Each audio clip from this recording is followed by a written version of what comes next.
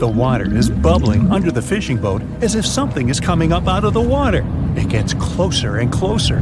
The water seems to boil. Suddenly, you see giant jaws and glistening teeth. Seconds later, a huge shark jumps out of the water and crushes the boat in one bite. It was the Megalodon, the largest fish that ever existed on Earth. Now, we pictured the Megalodon as this, an enlarged version of the white shark for a long time. But scientists continue to argue about its appearance. So far, they agree that the image of this giant shark was wrong. Here's the data that scientists are sure of. Size, about 50 feet long. That's as big as a school bus and comparable to the length of a subway car. 8.5 times the height of an average person. Let's compare it to the modern white shark. The Megalodon is 3 times bigger, but that's just a rough estimate. We don't have a fully preserved skeleton of the Megalodon. That's because it didn't have any bones, but cartilage. Not much of that left in the 3.6 million years since the Megalodons went extinct. All that survived were teeth and a few vertebrae. By comparison, dinosaurs went extinct about 66 million years ago. But their solid bones are perfectly preserved, and we have many different examples of their skeletons. Scientists have calculated the size of a Megalodon based on its teeth and jaw. Now, this is one tooth. It's about 7 inches long, bigger than the palm of your hand, and 3 times the size of a modern white shark's teeth. The Megalodon jaw was 6 feet wide and chalked up 5 rows of teeth, a total of 276 razor-sharp chompers. The other preserved remains are the vertebral column. It consists of 150 vertebrae, each 6 inches wide. They contain much calcium because, well, Megalodon love fresh cold milk. Nah, it's because the vertebrae had to withstand the enormous mass of a giant shark. Based on those fossils, scientists created a model and calculated only the approximate size of the Megalodon. But it could hardly have been any bigger. It's all about breathing. The bigger the fish, the more oxygen it needs, which means a larger gill area. That's the organ that filters the water and collects oxygen. If the Megalodon were any larger, it would have trouble breathing. So, scientists believe that 50 feet is the maximum size of an individual. On average, they were a few feet smaller. Now, let's talk weight. On average, one Megalodon weighed about 30 to 35 tons. By comparison, a white shark weighs 1 ton, which is 30 times less. Hey, trust me. A school bus is 4 times lighter at 7.5 tons. The weight of a Megalodon can be compared to an empty Boeing 737. But the modern blue whale beats the Megalodon in size and weight. 98 feet long versus 50, almost twice as long. Blue whale's weight is about 180 tons. That's like 6 Megalodons or 6 passenger planes, or like 33 adult elephants. Hey, don't you love the comparisons? Now, about the appearance of the Megalodon. Scientists believe it didn't look like a white shark. The Megalodon belongs to a different fish family and most likely looked like a giant sand tiger shark. Flattened snout, small eyes. Its dorsal fin is moved backwards. The sand shark has 2 dorsal fins about the same size. The coloration is light brown with a white belly and may have had brown-red spots like a sand shark all over its body. We used to think of the Megalodon as something scary from the first finds of its fossils. That was back in the Renaissance era. People found some teeth in the rocks. At first, these teeth were thought to be the tongues of dragons or snakes. And here's the first drawing of what the owner of these teeth supposedly looked like. A massive snout with a scary nose and a bunch of razor-sharp teeth. We also have the evidence that Megalodons were brutal hunters, kings of the food chain. The first combat tool in their arsenal was the battering ram. The Megalodon was a slow swimmer, though. It could only accelerate up to 11 miles per hour. In comparison, the modern white shark can reach 35 miles per hour in a dash for its meal. The fastest human swimmer could only go 6 miles per hour. Well, good luck with that. But the Megalodon had incredible mass. Though slow, its battering ram had tremendous power. The Megalodon would take its prey by surprise. It had only one chance to hit it. If it missed, it would take too long for a second round. The maneuverability of the Megalodon was comparable to a large truck. But if the ram was successful, the prey was stunned and couldn't move. At this point, the Megalodon aimed at vulnerable spots, like the fins and tail of the prey. Scientists have found many ancient whale remains with megalodon tooth marks. It turned out that the giant shark knew where its prey's vital organs were located and could strike at them. When the prey was immobilized, the megalodon bared its teeth. An adult person could easily fit into its open jaw at full height, and according to various estimates, the bite force of the megalodon was almost 11 tons. Now imagine the weight of 3 SUVs concentrated at the tip of a sharp tooth. That's 9 times the power of the largest white shark bite, and 6 times the power of the modern record holder for biting, the saltwater crocodile. Here, look at a map of where the remains of the megalodon were found. South and North America, Europe, Asia, Australia. It was the master of all seas and was comfortable anywhere on our planet. We've even found some remains of the giant shark in freshwater sediments. Perhaps it wasn't afraid to enter rivers to hunt. Now, other scientists say that maybe the megalodon wasn't even a predator, all because of its size. It couldn't swim fast. It couldn't even make short dashes like the white shark. If prey tried to escape, the megalodon didn't rush into pursuit because it could never catch up with it. Another problem is the skeleton of the megalodon. The cartilage is weaker than the bones, so the musculature of the giant shark was not as massive and robust in the first place. The megalodon may even have been a scavenger and never got into fights. This is one of the reasons why ancient sharks became extinct. Megalodons like shallow, warm waters, with temperatures ranging from 53 degrees Fahrenheit. But over 3 million years ago, the climate turned colder. This deprived the megalodons of territories and plenty of food. The primitive whales that had been the main diet of the giant sharks began to disappear. Faster predators took the remnants of food. The megalodon started to starve. In evolution, a new player entered the field, the toothed whales, ancestors of the modern killer whales. They lived in packs and had bigger brains than the megalodon. So, over time, they started to compete with the megalodon. They took advantage of its clumsiness. A group of killer whales could easily win a competition against a giant shark. Many scientists believe this was the reason for the disappearance of the largest shark in the world. But there are theories that the megalodon is still alive and roaming the dark waters of our planet. Several Australian fishers have allegedly encountered a shark of incredible size, but no one can confirm these testimonies. Fans of this theory believe that giant sharks can hide in deep waters away from human eyes. In the Mariana Trench, for example, it's the deepest place on our planet. It's deeper than if you stuck Mount Everest in the water, and we've even found the teeth of a megalodon there. But science says that such a giant shark couldn't live in the Mariana Trench for many reasons. One, it's too cold. The megalodon was probably a cold-blooded fish, so it had to use the warmth of its environment to survive. But the water in the Mariana Trench is cold, about 40 degrees Fahrenheit. That's because the deeper down, the less sunlight gets in there. The second reason is pressure. Every 30 feet deep increases the pressure by 1 atmosphere. That is, at the depth of 100 feet, the water presses you 3 times harder than you would feel it at the surface. The weak muscles and cartilage of the megalodon wouldn't allow it to dive too deep into the Mariana Trench. And, most importantly, food. The farther from the ocean's surface, the fewer living organisms.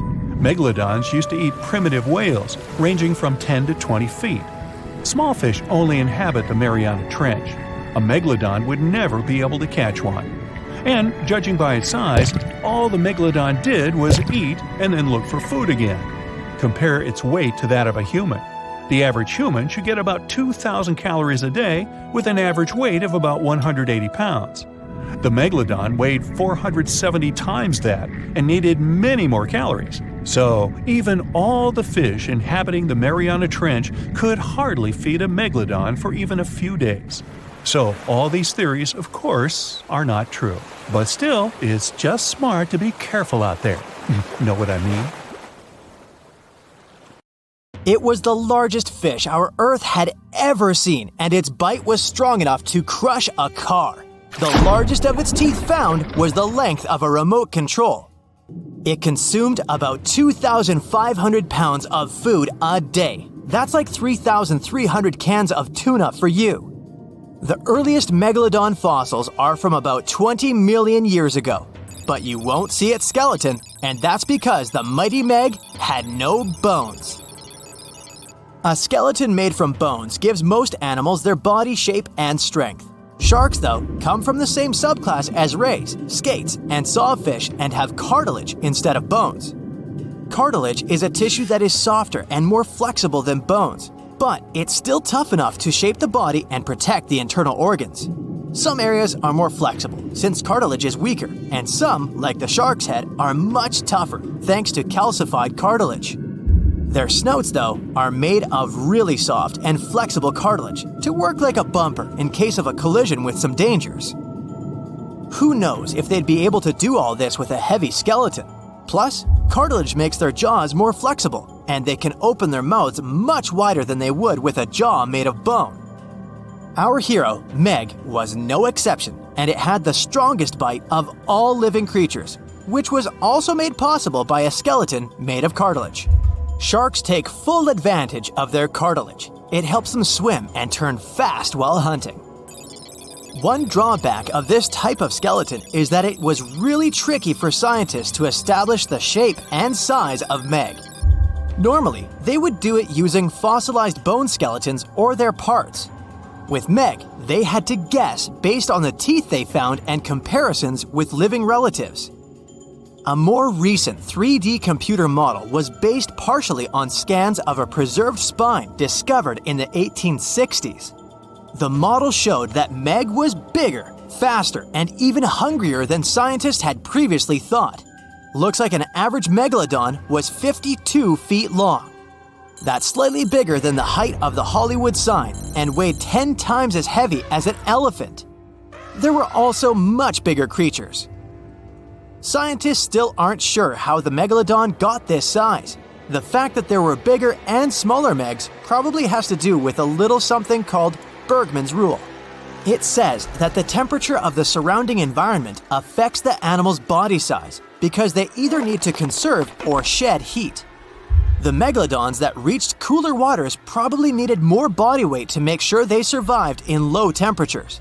Those living in warmer waters had to be smaller to avoid burning up. If the researchers were correct in their calculations, it also means that Meg reached a cruising speed of over 3 miles per hour, which is much faster than other sharks. The still-living great white shark can cover a distance of nearly 7,000 miles without stopping, which is 9/10 as long as the diameter of Earth. It looks like the Megalodon could have gone much further. Megalodons managed to survive on our planet for nearly 70 times longer than humans have. They were roaming the oceans for around 20 million years, and you could see them pretty much anywhere except near the poles. Scientists discovered the most northern fossils off the coast of Denmark and the most southern in New Zealand. The reason why there were no Megalodon teeth found in Antarctica is most likely that these adapted to only warm tropical and subtropical waters. The younger ones like to keep to the shores, while full-grown adults preferred coastal areas, but they could easily move into the open ocean as well. When our planet went through a period of global cooling and drying, and the seas began to freeze around 3.6 million years ago, there was less and less room for Meg to thrive. Much of their prey, like smaller whales, seals, and sea turtles, disappeared or relocated to waters that were too cold for our hero.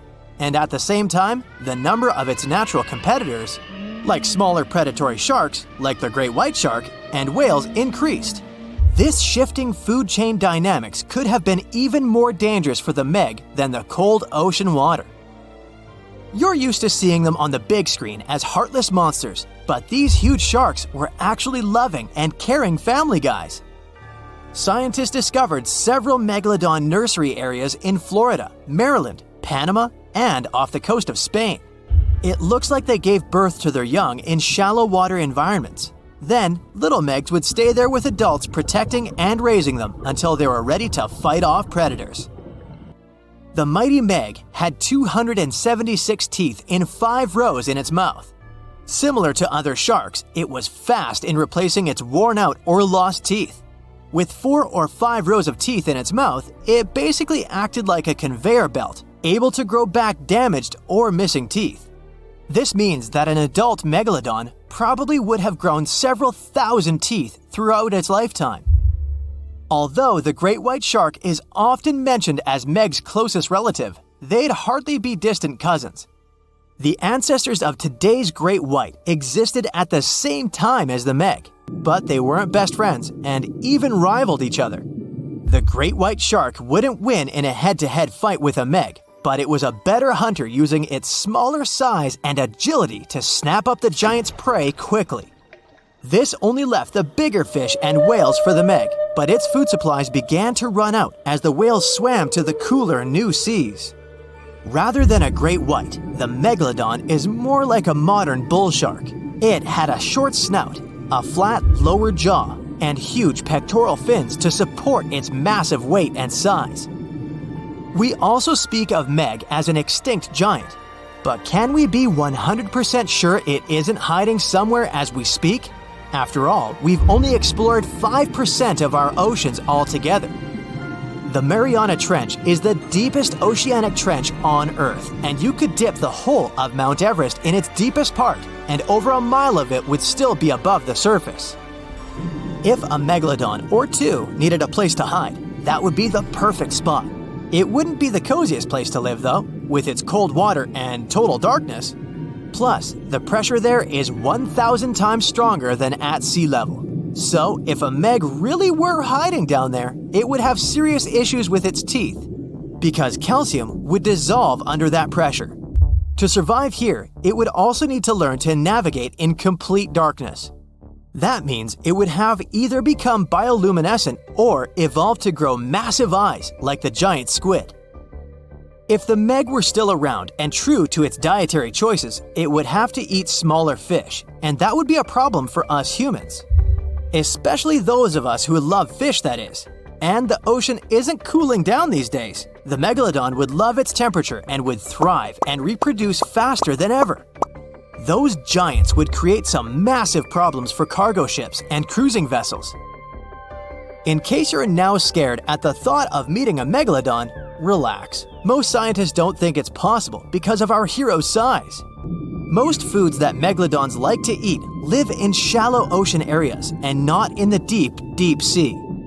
Meg would need to come up for dinner every now and then, and it's kinda hard to miss a creature this big.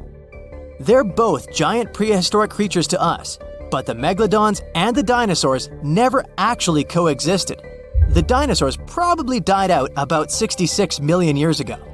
Megalodons seem to have appeared a bit later.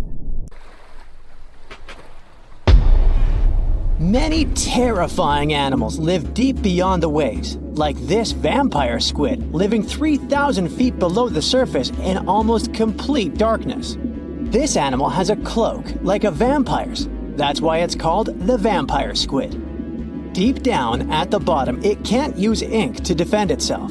So this animal has developed an unusual tactic. It glows slightly to scare away predators. If this tactic fails, the vampire squid can turn its body inside out, revealing tiny spikes. When you translate its scientific name, Vampiroteuthis infernalis, it literally means vampire squid from the nether. Despite its terrifying looks, it's a harmless ocean animal.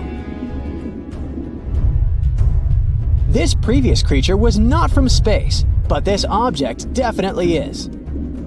Before Elon Musk found a way to reuse rockets, NASA would simply drop old ones after launching astronauts into space, most of the time in the ocean or deserts. In 2012, Jeff Bezos launched a mission to find the Apollo 11 rocket. They found it by using sonar, but it was in terrible condition. It was sitting on the bottom of the ocean, not far from the predicted site. They were able to rescue the engine and reconstruct 2 of them. The most famous lost city is Atlantis, but sadly, we still haven't discovered it. However, Heraklion was also just a myth until one British pilot saw something that looked like a city while flying over the Mediterranean Sea. He reported it, and 60 years later, a group of divers went there. They were shocked when they found an entire city underwater. It was loaded with artifacts that could tell us a lot about the history of the place. Now it's one of the best underwater archaeological sites in the world. It's believed that the rising sea caused the whole city to go underwater. The Titanic sank in 1912. The wreck was claimed to be officially discovered 74 years later. In reality, though, a fisherman found the Titanic 8 years earlier while fishing in the Atlantic Ocean. He was pulling out his net when he spotted a head stuck in it. Luckily, it was just a doll's head. Years later, after the fisher had passed away, his son sold the doll to a doll collector. She did a lot of digging and research on every person who had a porcelain toy on the Titanic. She found the owner of the doll. Ava Hart was on the Titanic and had a doll with her. Ava survived the catastrophe by a miracle, but her toy didn't. Hart even wrote about the doll in her journal, and every detail matched the toy found by the fisherman. The tripod fish lives deep in the abyssal zone, around 20,000 feet below the surface. It's adapted to such immense depths and uses its tripod fins to stay still on the bottom. This creature doesn't have big eyes, but even if it did, these eyes would be useless in the darkness. Instead, the tripod fish uses its fins like antennas to detect any movement in the water. This creature doesn't have much luck when it comes to its love life, so it had to develop unique tactics to reproduce. One fish can be both male and female. The next bizarre creature is the lizardfish. It has tons of razor-sharp teeth, a huge mouth, and really big eyes, which it uses for hunting.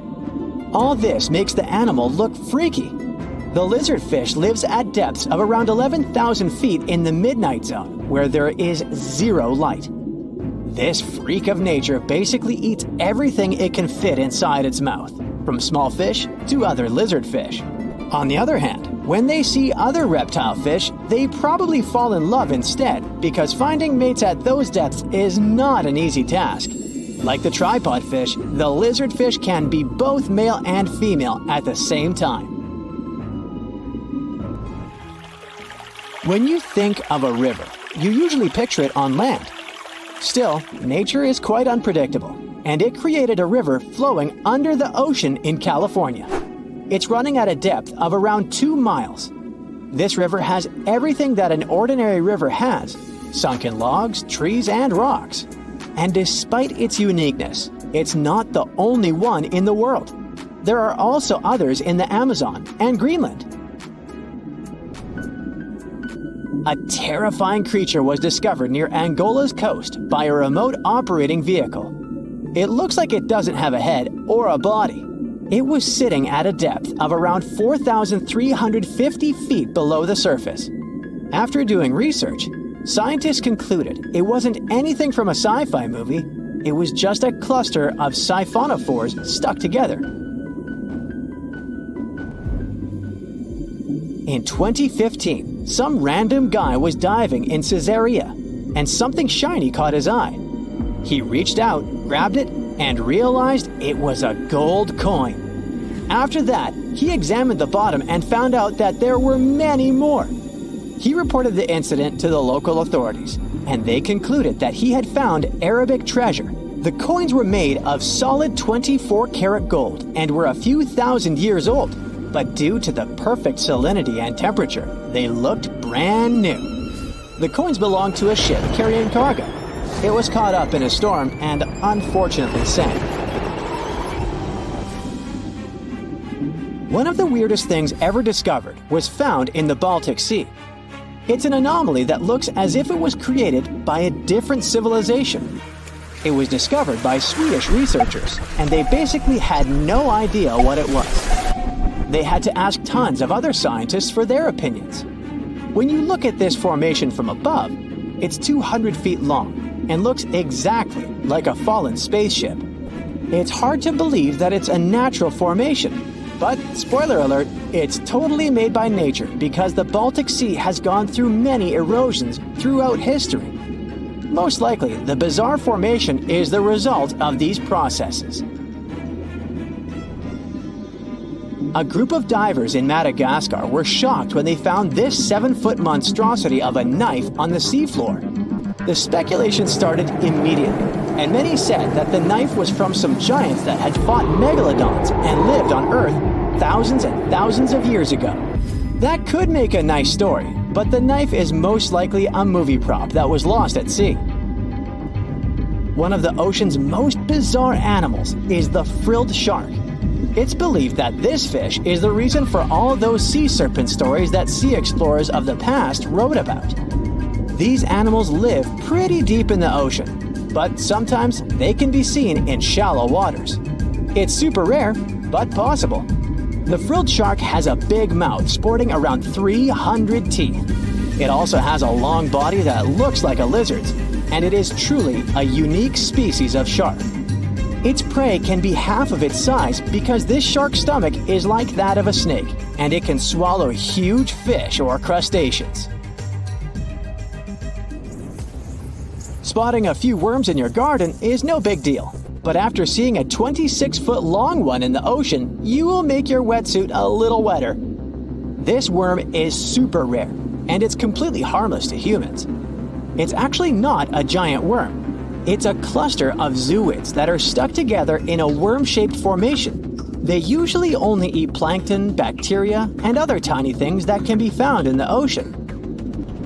Probably the scariest thing in the ocean that is 100% real is the magna pinna, which can be found at crazy depths of 20,000 feet below the surface.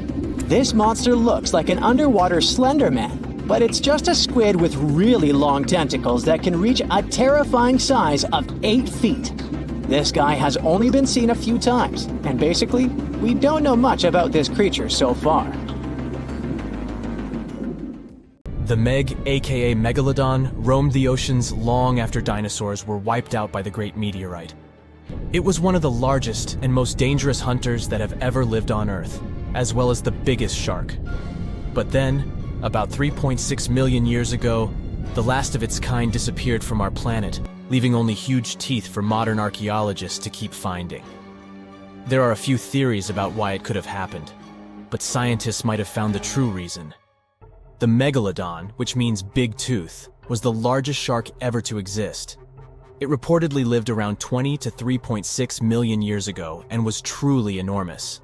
Its bite was more powerful than that of a T-Rex, and likely any other powerful predator that has ever roamed this planet.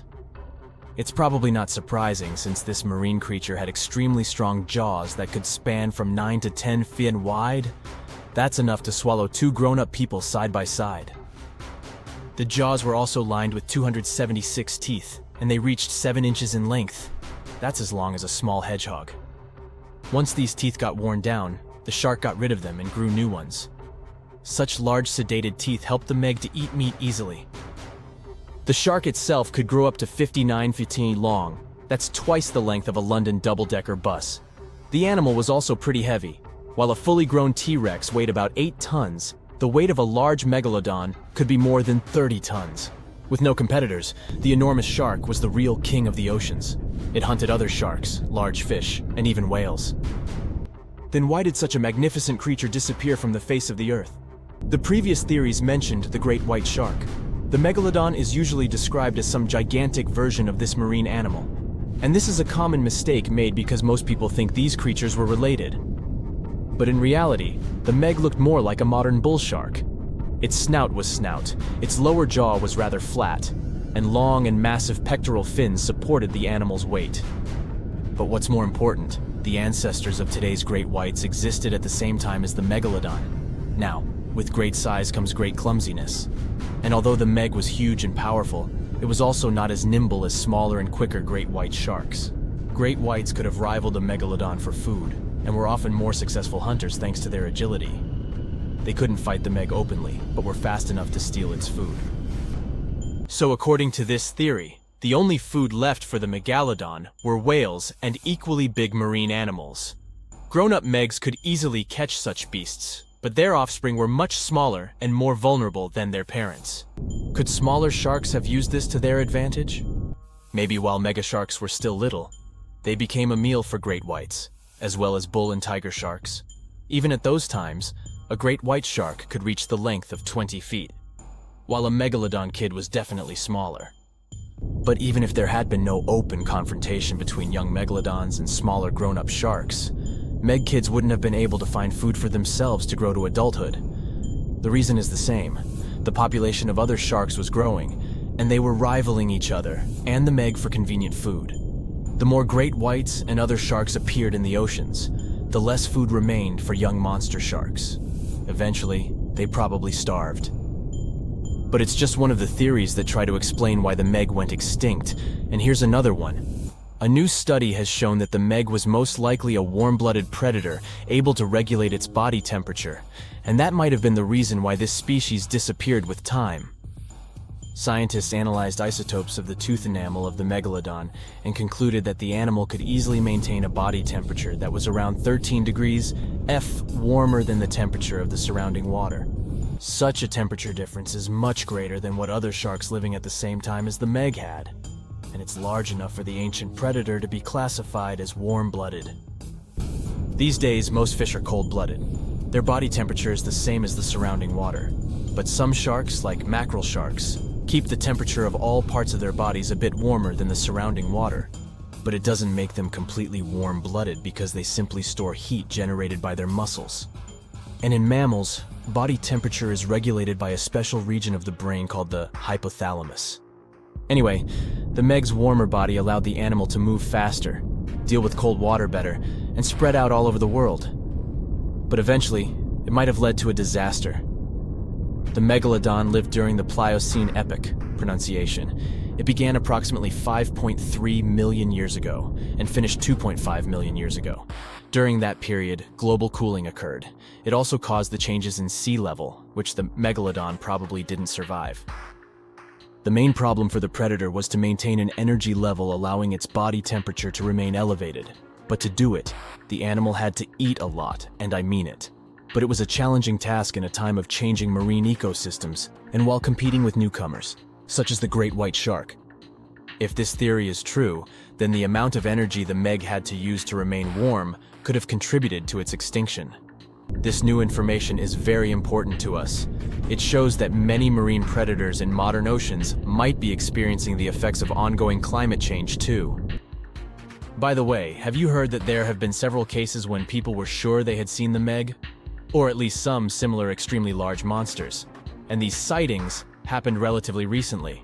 For example, in July 1916, the New Jersey coast of the US was terrified by a series of shark attacks. They happened during an oppressive heat wave when hundreds of beachgoers tried to find shelter from the heat near the water. People described the culprit that had caused all that havoc as a giant shark, much bigger than any regular one. Since then, scientists have been debating which shark species was involved in those accidents. The most popular guesses have been the bull shark and the great white. A picture of a huge shark roaming the Pacific Ocean not far from Guadalupe Island appeared in 1999. The creature was nicknamed Deep Blue. It could be distinguished from others by a wavy pattern separating its gray back and white belly. But even though some people claimed it could be the infamous Megalodon, experts came to the conclusion it was a female white shark, the largest ever seen. The average length of a male white shark is 11 to 13 feet. Females are bigger, up to 15 or 16 feet, but Deep Blue reached more than 20 feet in length. No wonder people were confused. For the last time, Deep Blue was spotted in 2013 near the western coast of Mexico's Baja California. But look, there's another jumbo shark, and you can meet it in any part of the world. The largest specimens can reach 40 feet long and weigh about 5 or even 6 tons. Could it be, if not the Megalodon itself, but one of its relatives? Again, a wrong guess. That's the basking shark. This animal prefers subpolar seas, with temperatures not higher than 58 degrees F. Even though some of these animals do migrate to warmer places. Like whale sharks, basking sharks are harmless and don't attack snorkelers or divers. These creatures have loads of small teeth, but they don't use them when feeding. Instead, they swim with their huge mouths open and swallow plankton. A grown-up basking shark can filter nearly 2,000 tons of water per hour.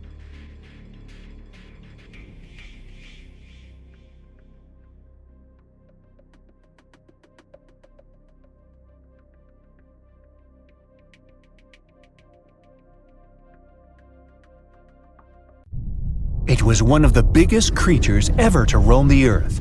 It was longer than your average school bus and could easily weigh more than 10 elephants combined. But where did it live? How did it end up having this size? And most importantly, why is it extinct nowadays? Let's find out. The Megalodon was the largest predator ever known in our planet's history. In terms of its location, the Megalodon lived practically in all waters on our globe, except near the poles.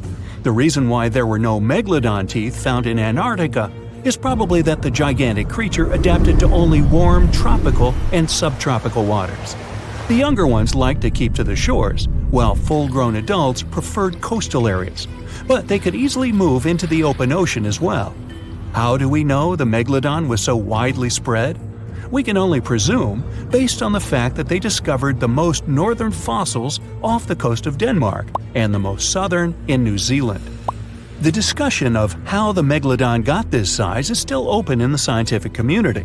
They recently found out that not all the specimens from this fascinating species reach the same huge size. This has to do with a little something called the Bergmann's rule, which says that the temperature of the surrounding environment affects the animal's body size because they either need to conserve or shed heat. The megalodons that reach cooler waters probably needed more body weight to make sure they survived in low temperatures. On the contrary, those living in warmer waters had to be smaller to avoid burning up. But what did this enormous fish look like? Most modern depictions show the megalodon resembling an enormous great white shark. But well, it seems it may not necessarily be correct. The megalodon likely had a much shorter nose and a flatter jaw that looked almost squashed when compared with a great white shark. It also seems to have something in common with the modern blue shark: extra-long pectoral fins. They needed these to support their weight and size while navigating the planet's waters. Lastly, the lady megalodons, seem to have been about twice as large as the gentlemen. As for their offspring, even a small megalodon was enormous, at least 6.5 feet from nose to tail. How do we know that? Because specialists have stumbled upon megalodon nursery habitats in Panama, Maryland, the Canary Islands, and Florida. Even the piles of used diapers were enormous. Nah, not really. Surely the scariest aspect of the megalodon's looks was its mouth. I mean, think about it. Megalodon had whales for dinner, so it obviously needed to open its mouth wide enough. Scientists have estimated that its jaw would span a mind-boggling size, 9 by 11 feet wide. Just to paint you a better picture, that means it could have easily gulped down 2 adult people side by side. Wait, which 2 adults? Those impressive jaws also feature 276 teeth. Based on modern reconstructions of the force of its bite, it looks like it may have been one of the most, if not the most, powerful animals of prey ever to exist.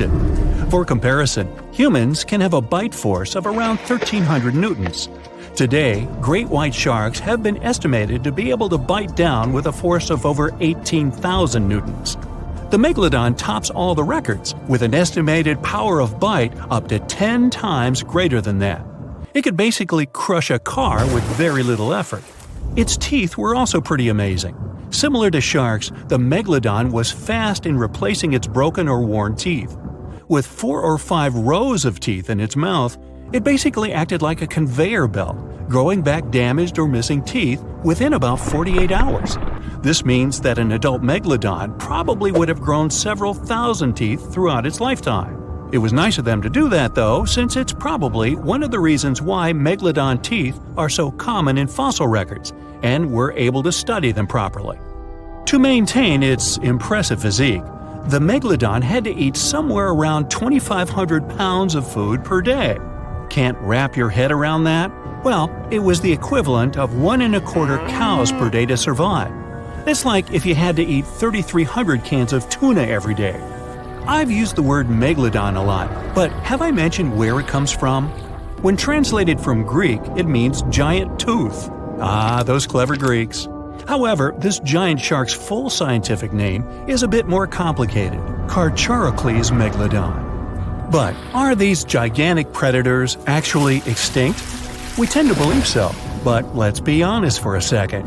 We've come to know more about the surface of Mars than the depths of our oceans.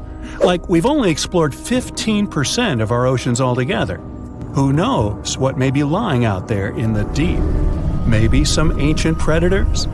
The Mariana Trench is the deepest oceanic trench on Earth. The Challenger Deep, its deepest part, is so deep that you could dip the whole of Mount Everest in there and it would still be over a mile above the surface. That's deep.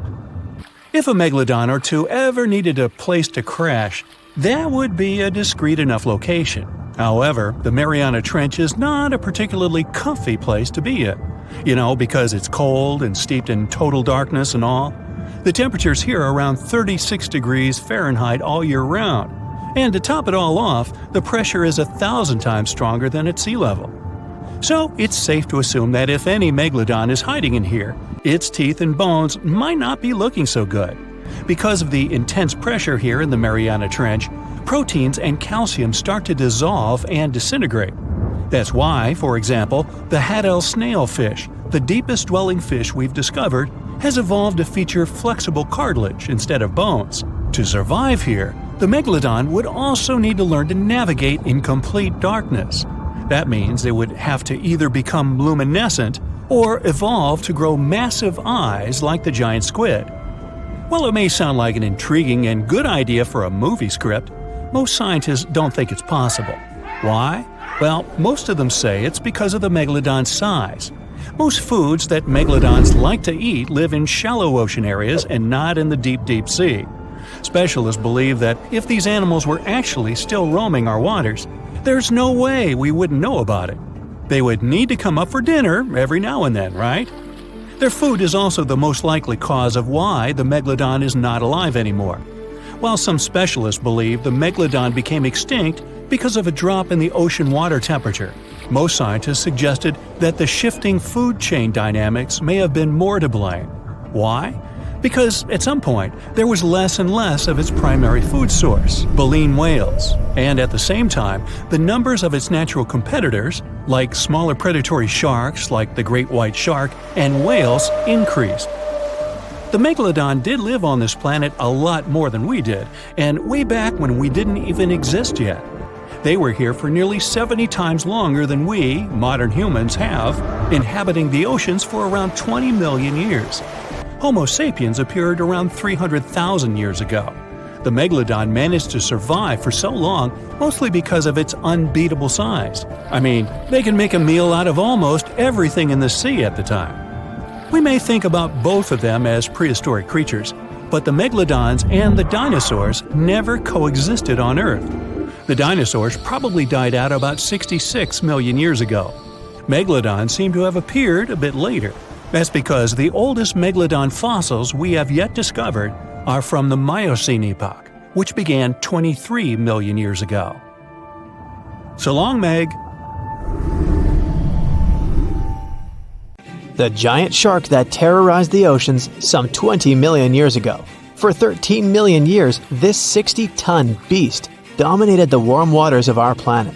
Though, some believe that the Meg still lives in the most remote and deepest parts of the ocean. It's a hot summer day. It seems only logical to go for a swim in the sea. You're floating on your back, completely relaxed. Your eyes are closed. Your breath is even. Water's pleasantly cool around your body. A light breeze touches your face. You feel calm enough to doze off. Suddenly, something bumps into your leg. Yanked out of your half-slumber, you begin to flail until you're face to face with the invisible danger. Luckily, all you spot is a couple of easily recognizable fins and cute smiley snouts. Phew, just dolphins. Guess you're lucky to meet them in the wild. These amazing creatures are so close, you can touch them. You've heard people say dolphins' skin feels rubbery, but to your mind, it's more like the inner part of a hard-boiled egg. One of the animals is so close to you that its salty smell fills your nostrils. You know, though, that dolphins don't have sweat glands. It means they don't sweat and are pretty much odorless. The smell you sense comes from the water they swim in. The largest and most ferocious predator to ever haunt the oceans, the Megalodon shark dominated the seas for centuries before coming extinct millions of years ago. However, scientists managed to discover very few remnants of the giant shark. Everything we know about the great beast, we've learned thanks to fossils of its giant teeth, which are just about the size of the average human hand. A megalodon skeleton has never been discovered. Shark skeletons are made mostly of cartilage, meaning that they decompose quickly. Luckily, sharks continuously shed and regrow teeth throughout their lives. One shark can go through 40,000 teeth in a single lifetime. Scientists have managed to study different types of shark species based on their teeth alone. The megalodon shark had around 276 teeth. When they fell out, those teeth landed in the seabed where they stayed for millions of years, fossilizing. Scientists found those teeth, and they're the only real record we have of the megalodon's existence. Megalodon teeth have been discovered all over the world. It means that unlike other marine animals of its time, the megalodon was intercontinental. Even today, most sharks and marine animals tend to stick to one sea or ocean. The megalodon shark swam freely around the world, moving between tropical and subtropical waters. Megalodon teeth have been found in every continent apart from the freezing cold waters of Antarctica. When a megalodon makes a starring appearance in a movie or TV show, it's portrayed to look like a giant version of a great white shark. Scientists previously believed that the megalodon and the great white shark both descended from one common ancestor. Still, it's not true. In fact, it's more likely that the megalodon was the arch-enemy of the great white shark's ancestor, the broad-toothed mako shark. That means Megalodon wouldn't have looked so similar to the great white after all. In reality, the Megalodon would have a shorter nose than the great white, along with longer pectoral fins to give the giant shark a stockier and more threatening build. They both had an excellent sense of smell though, so even in prehistoric times, it wasn't a good idea to go swimming with a chunk of raw meat in hand. And it certainly isn't safe now. Whether the Meg's hiding somewhere in the depths, which some still believe is true, or it's gone forever, younger cousins will still be there waiting. Also, both of them like to go after big marine mammals, so they would certainly have things to do together. That is, until the Meg got moody and accidentally ate its friend. You never know. These guys had a different hunting style. Great whites prefer to dive straight towards their prey and find its softest spot, like exposed legs or underbelly. Sometimes, an entire tooth would be found embedded in a bone of some bigger animal, such as a whale. Without the main parts they use for swimming, poor sea animals were then helpless and unable to escape. Yet whales were just a smaller part of Megalodon's diet. Seals, sea cows, squids, dolphins, other sharks. The good old Meg probably wouldn't say no to some random school of smaller fish swimming into its mouth either. Nothing better than a good snack after a big tasty dinner. Even those giant turtles weren't safe with their thick shells. The Meg probably took them as a dare challenge on a daily basis. Scientists have used computer simulations to try and work out the hunting style of the ancient shark. Using this technology, scientists have discovered that the Megalodon's attack style was very different from that of modern-day sharks. Modern sharks dive straight for their prey's most vulnerable spot, for example, the soft underbelly of a seal. The Megalodon's teeth were uniquely suited to biting through tougher areas of cartilage. So, evidence suggests that a Megalodon would first chew the tougher fins of their prey, rendering them unable to swim away before launching into their final attack. Some people believe that the Megalodon is still alive today, lurking at the depths of the ocean's waters. But it's unlikely to be true. Megalodons are a warm water species, which means they would be unable to survive in the cold waters of the deep ocean. Most of the Megalodon's potential prey live in shallower waters, meaning there would be very little for the Megalodon to eat at deep sea level. Simply put, if there was an animal as big as the Megalodon still living today, we would have spotted it by now. It is unlikely that you'll run into a Meg though. The sharks, like us, preferred warm coastal waters. Deep ocean living would be too cold for the beasts, and food would be scarce. Their entire bodies would also have to evolve to avoid being squished by the enormous water pressure down there. It's unlikely they're still around, but not impossible. Some good news if you do run into one is that the shark is pretty unlikely to eat you. You are way too small a meal for the Megalodon, even if you have a couple of friends with you. This guy eats whales that are over 50 feet long. If you're having a beach party though, it's a different story. In a beach full of swimmers, The shark very well might creep up, scooping several humans into its giant mouth without even chewing. The fearsome name Megalodon comes from two Greek words, megas, meaning big, and odont, meaning tooth. Combined, they mean big tooth, and it certainly lives up to its name. Just one of its chompers is the same size as a human head. It had 276 humongous teeth in total, across 5 terrifying rows. In all of history, only a couple of saber-toothed cats and the T-Rex had consistently bigger teeth. Now that's a showdown I'd like to watch. The Megalodon vanished millions of years ago, leaving only huge teeth to be found by modern archaeologists. They literally disappeared with very few traces left. Scientists believe that over time, deep sea levels dropped and the ocean's temperature went down rapidly. Over a third of all marine life was wiped out as the oceans cooled and the number of animals at the bottom of the food chain plummeted. This had a catastrophic effect on the hungry predators at the top. Sorry guys. It became way too cold for these sun-loving sharks too, which made it difficult for them to reproduce since they gave birth in warm waters. The Megalodon is usually described as a sort of great white shark, but this is just a common myth. In fact, the ancestors of today's great white existed at the same time as the Meg, but they weren't best buddies and were even in competition with each other.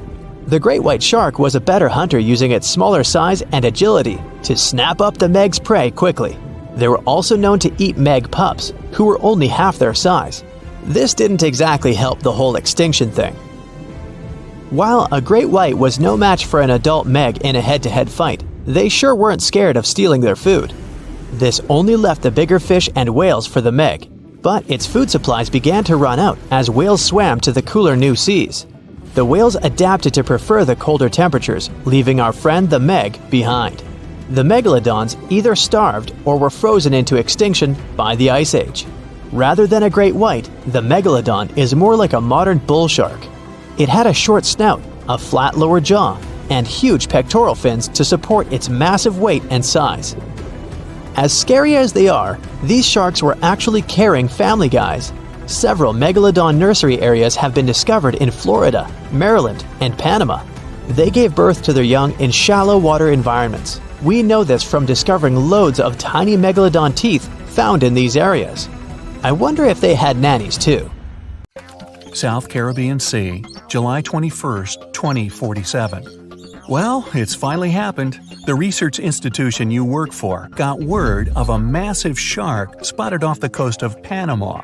Local scientists confirmed the impossible. It's a megalodon, and you've been sent with one mission to study this thing up close and within. Hey, it's also your birthday, but the cake will have to wait.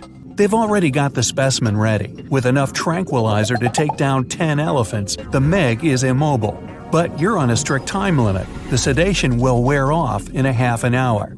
All right, it's go time. The head researcher slaps you on the back. Good luck down there, and remember, don't get anywhere near that turbine. Oh right, they set that up in front of the shark to keep water flowing through its gills. Without the continuous flow, the Meg wouldn't be able to breathe. Got it. And you jump overboard. You set the timer in your watch for 25 minutes, just to be safe.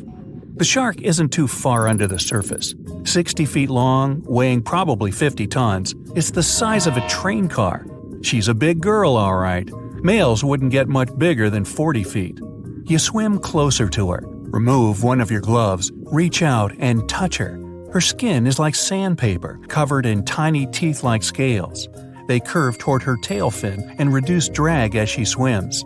How is it going down there? Keep it quick. It's all good, Dr. Perez. I'll be done before you know it. You pull out your tablet and open the X-ray app. You hold it in front of you and run it along her body. The screen shows all the detail in her strong muscles. The red tissue needs oxygen and helps her cruise over long distances. Then there's white muscle tissue. It isn't oxygenated and is only used for sudden bursts of speed. You switch the setting to skeletal view.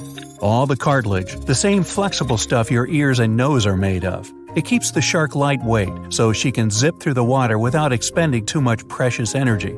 And zip she does, about 16 feet per second, twice as fast as the great white. The weight of her own body would crush her internal organs on land, since sharks have no rib cage. Let's Let's see how old you are. You zoom in on her backbone. It's calcified, just like her jaw, making them both stronger. You do a crosscut of one of the discs in your app. The vertebrae have bands. Just like rings in trees, they tell the shark's age and growth history. You count them. 15. She's about halfway through her life.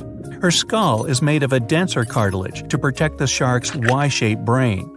The snout is spongy and flexible, easily taking blows without breaking. 20 minutes left on the sedation. What's your status? The lead researcher radios in again. Muscular and skeletal analyses are done. Moving on to the sensory organs. Roger that. You swim up to one of her black, beady eyes. A chill goes down your spine. It's as if she's looking right at you, a helpless piece of meat, her next meal. Hey girl, if only you had eyelids to let me know you're definitely knocked out. Behind her eye, you see a tiny hole. Hey, found your ear. Sharks obviously don't have outer ears, but their hearing is still impeccable. This megafish could hear you thrashing in the water from 10 football fields away. It's the low frequencies of irregular splashes that catch her attention. They mean one thing: wounded prey. From there, you follow her lateral line, a line of pores extending down the sides of her body. It's a special system in sharks that detects the slightest movements in the water, how far away the source is, which direction is coming from. Basically, a shark's entire body is like one giant ear. Just gonna examine your nostrils, my dear. Strictly for sniffing out prey, they don't lead to the throat and respiratory system like in humans, meaning sharks can't sneeze. The smallest hint of an odor runs into the nasal passage. Past folds of skin covered in sensory cells, they send the info to the olfactory bulb, which leads to the brain. In great whites, the nose can pick up a single drop of blood in an Olympic-sized pool. You look at your watch. 10 minutes left. You examine her gills. Water flows through them, and the gills extract oxygen from it. This is also where the body gets rid of CO2, essentially carrying out the function of lungs. But the oxygen to carbon dioxide exchange happens at the cellular level, and the blood is what transports it. You switch to circulatory view. There it is, the S-shaped heart. It's small compared to her body size and has only 2 chambers. The heart sends blood to the gills, where it picks up oxygen and moves on to the body tissues. The muscles, constantly moving and propelling the shark through the water, warm up the blood. This can only happen because the veins and arteries moving to and away from the heart are located so close to each other. Blood that's warmer than her environment and not dependent on it, unlike other fish, allows the Meg to hunt in cooler waters as well, even if she prefers warm areas. That means nothing can hide from her. Everything about her body is designed to sniff out and gobble up any prey. We're getting some fluctuations in the vitals. Come on, wrap it up. Almost done. One thing left, the thing you've been avoiding, her mouth and digestive tract. You swim up to her jaws, careful to keep your distance from the current flowing into her face. Her jaws have been propped open for better examination, and they're enormous. 10 feet across, 9 feet high, you could stand in her mouth with a friend on your shoulders. They can open up to 100 degrees, enough to fit the biggest prey out there. Large fish, whales, even other sharks. She needs 2,500 pounds of food a day, more than the average person eats in a whole year. The jaws can come down with 30,000 pounds of force, like being crushed by a car. The great white can only boast a jaw force of 4,000 pounds. Humans, a piddly 160. Ooh, and those teeth, 250 of them in 5 rows. They're razor sharp and can cut right into whale bone.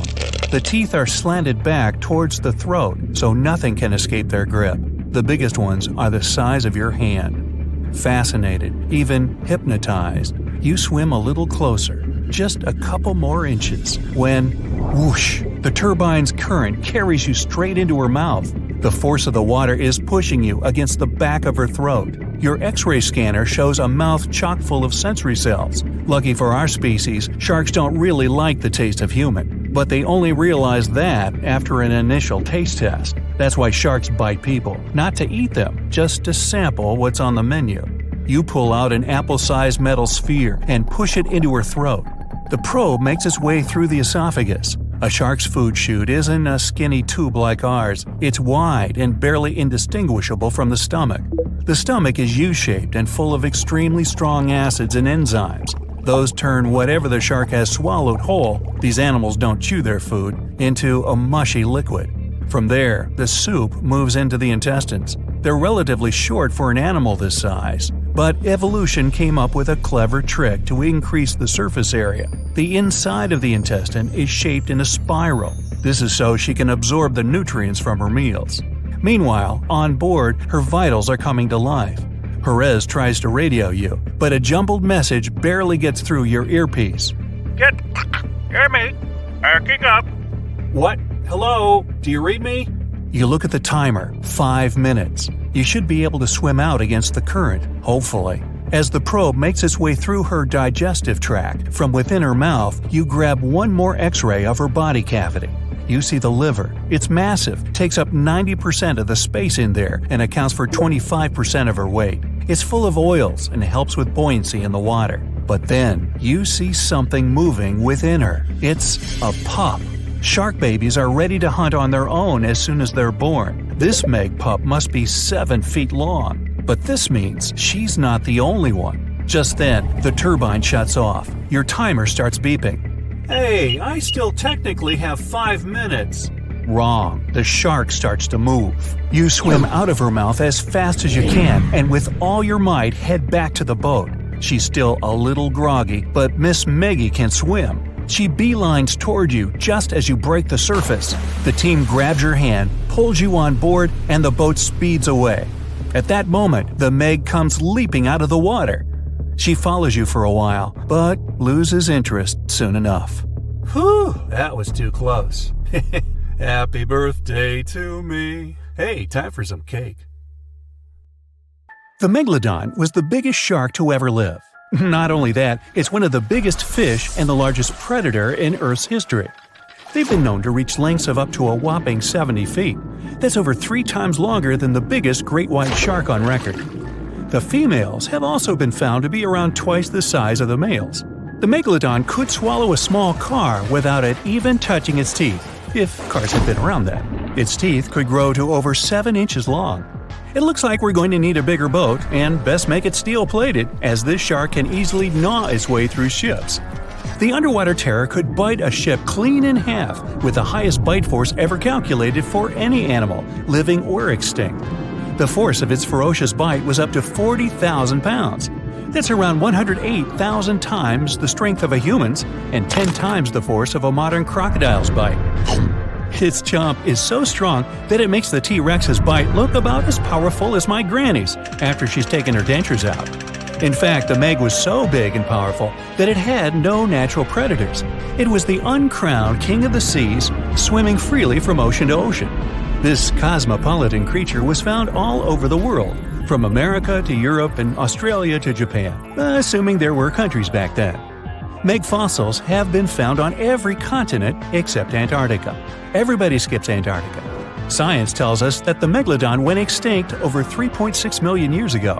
But could they still be alive at the deepest depths of the ocean? Only around 80% of the ocean has been explored, and its deepest point, the Mariana Trench, is over 7 miles down. So who knows what's lurking at the bottom? If you did manage to make it down, it is unlikely that you'll run into a Meg, though. The sharks, like us, preferred warmer coastal waters. Deep ocean living would be too cold for the beasts, and food would be scarce. Their entire bodies would also have to evolve to avoid being squished by the enormous water pressure down there. It's unlikely they're still around, but not impossible.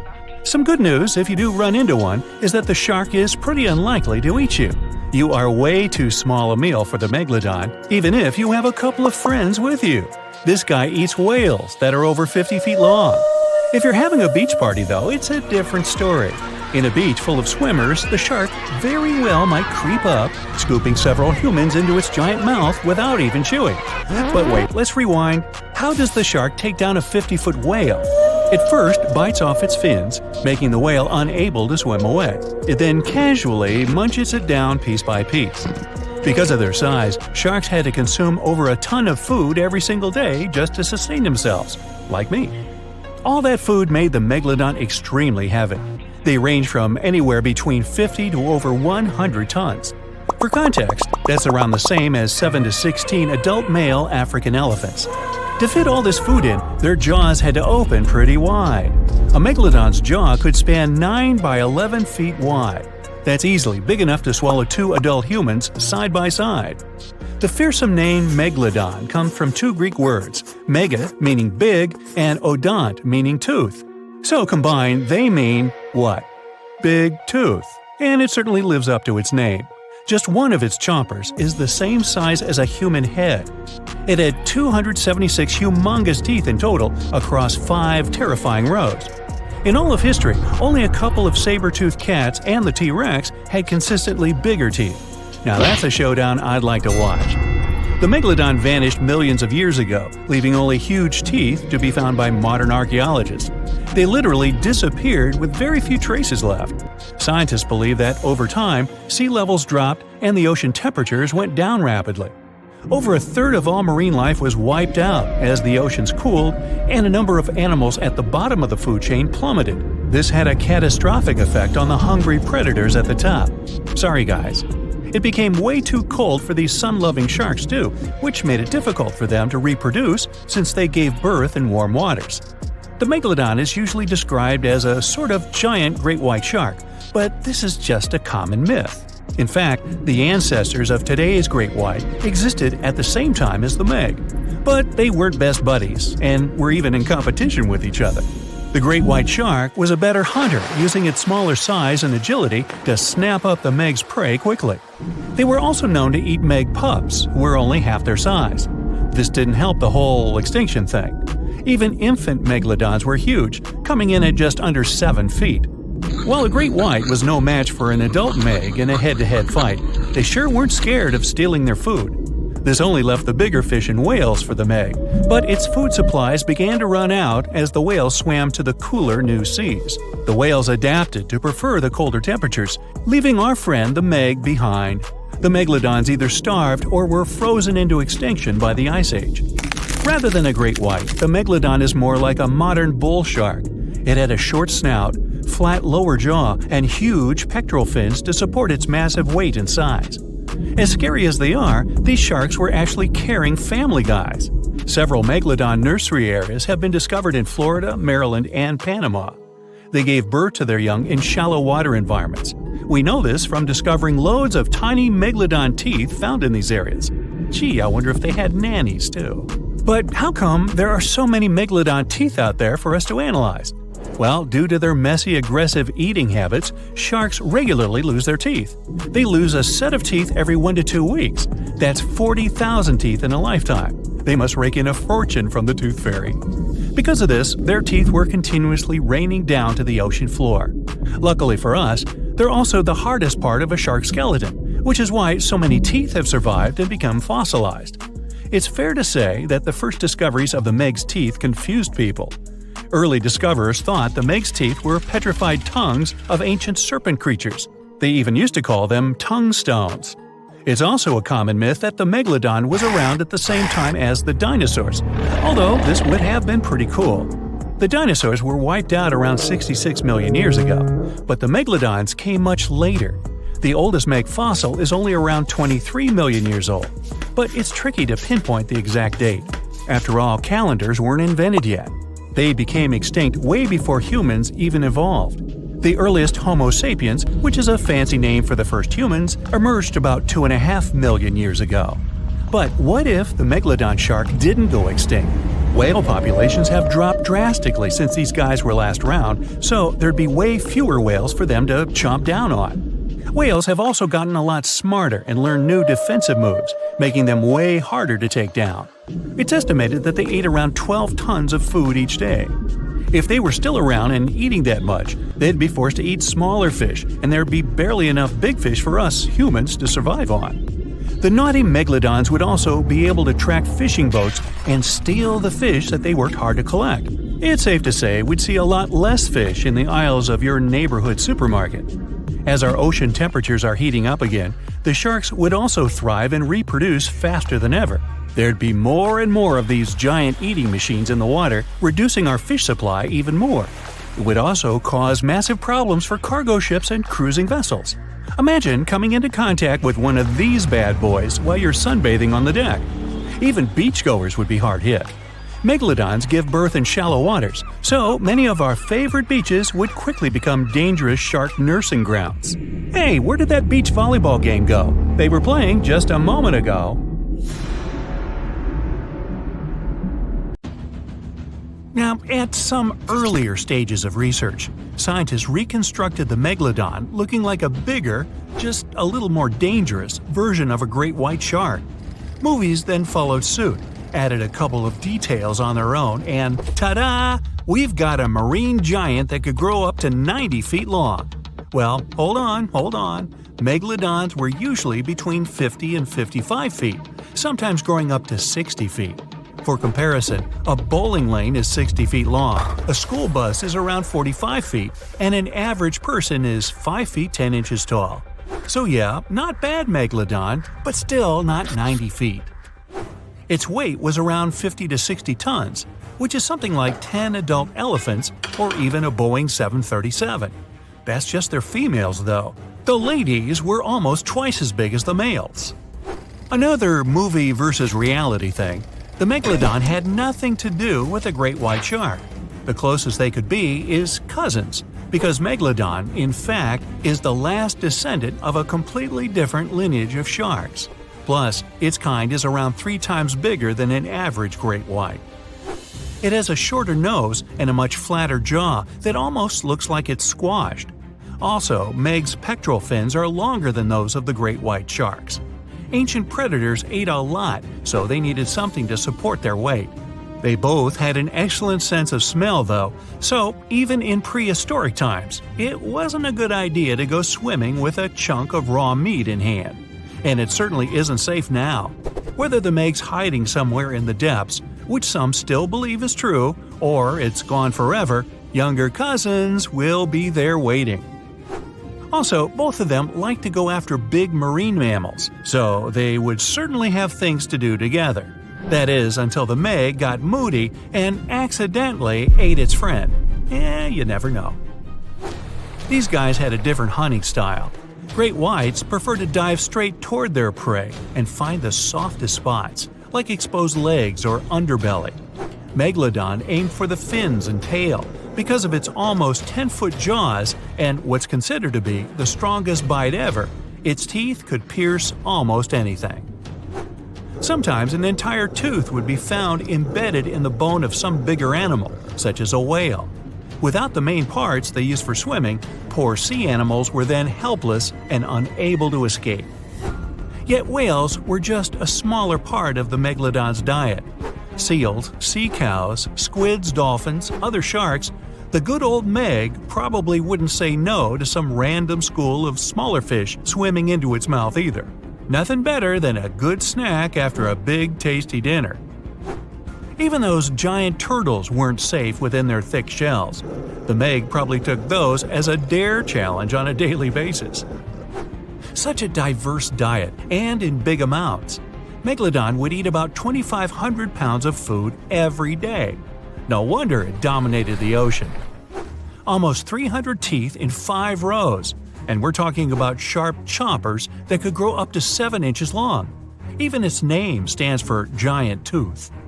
Hey, I'm thinking maybe it had a cousin, orthodontia, which means either crooked teeth or deep pockets. Still, Megalodon would change thousands of teeth over a lifetime. Since Meg's teeth weren't that strong, they would often fall out. Then it would get new ones within 1 to 2 days, so it could continue its hunting sessions without any serious interruptions. The same thing happens with modern sharks as well. New teeth replace damaged or worn out ones. Those teeth falling out were the only thing that helped scientists do any research on the Megalodon at all. They found them all around the world. Yep, Megalodons were quite some travelers. They lived in all oceans, and their fossils were found on all continents except Antarctica. What, too cold? Since their skeletons were not made of bone but of cartilage, teeth are the only evidence they've ever even existed. They gave scientists an insight into a lot of things, including size. Even with modern sharks, scientists determine their size by the dimensions of only one tooth, and do the same with the Meg. Megalodon had the strongest bite of all living creatures on Earth. It would definitely be fun to see the clash between the Meg and, say, T-Rex. Sadly, they missed their chance to meet and establish some long-term friendship since dinosaurs went extinct over 60 million years ago. Meg, on the other hand, terrified all the inhabitants of the seas and oceans from 23 to 2.5 million years ago. Where could Megalodon live these days? Well, it would probably love the places modern sharks go to, such as Florida, Hawaii, Brazil, South Africa, or some other tropical paradise. When you think about it, it's not bad at all. Meg, take me with you! Meg itself didn't have any serious competition or a natural enemy, but its infants were too weak to defend themselves. That's why the apex predator had to choose warm, shallow waters with no strong currents to raise its babies. Those, by the way, were around 6.5 feet long, not quite tiny themselves.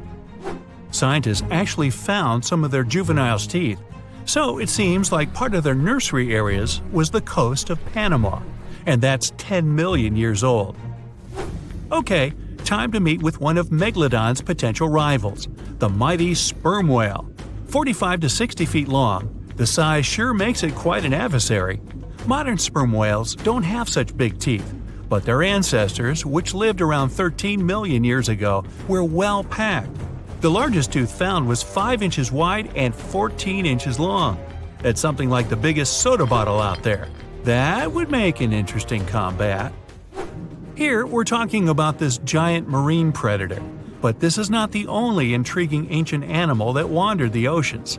In fact, sharks are some of the oldest creatures on our planet, more ancient than insects, mammals, dinosaurs, even trees.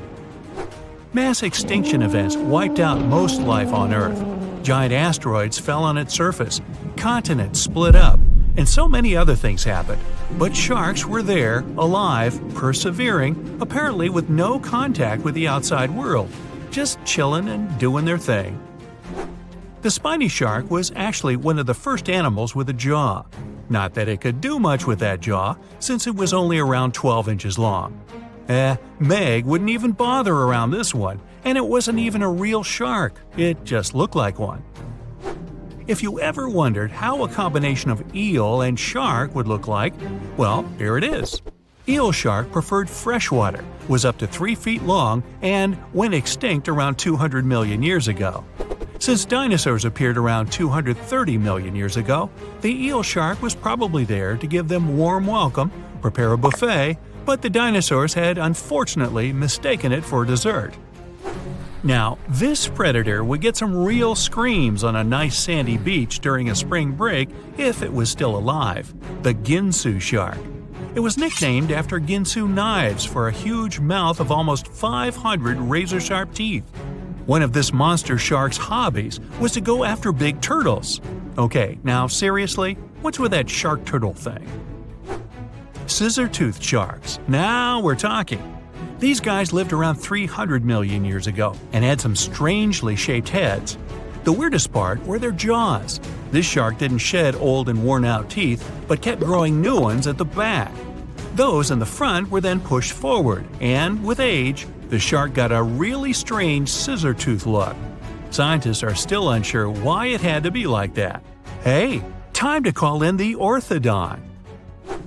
Even during the Meg's long reign, our favorite ancient predator still wasn't the only scary giant shark in town.